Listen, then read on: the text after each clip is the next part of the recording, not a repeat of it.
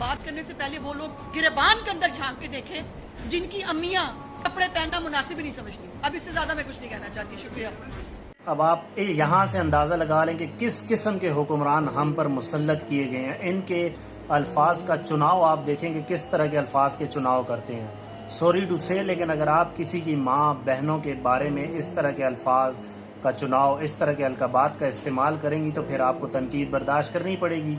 आप भी तो पाकिस्तान में जब मीडिया के सामने बैठी होती हैं तो आपने इस्लामिक लिबादा ओढ़ा होता है, सर पे दुपट्टा लिया होता है, लेकिन अभी रिसेंटली कुछ दिन पहले ही आप जापान के दौरे पर थी तो वहाँ पर क्यों आपकी ये सर से दुपट्टे उतर गए, पाकिस्तानी सकाफत वाले कपड़े आपके जिस्म से उतर गए, पैंट शर्ट आपने यूँ इस्तेमाल करना शुरू कर दिए, तो वहाँ पर आपको ये अल्फाज का चुनाव अपने लिए ज़रा सोचती कि आप किस किस्म के रास्ते पर निकल पड़ी थी वहाँ पे।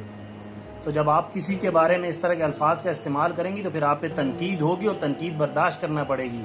आप फिर आगे से कहते हैं कि भाई हम पर क्यों कोई इस तरह के इल्ज़ामात लगा रहा है, क्यों कोई तनकीद कर रहा है। भाई क्यों तनकीद नहीं करेंगे? आपके अल्फाज का चुनाव ऐसे होगा तो आपको कोई प्यार से आपको बुलाया करेंगे, प्यार से आप लोगों को पुकारा करेंगे।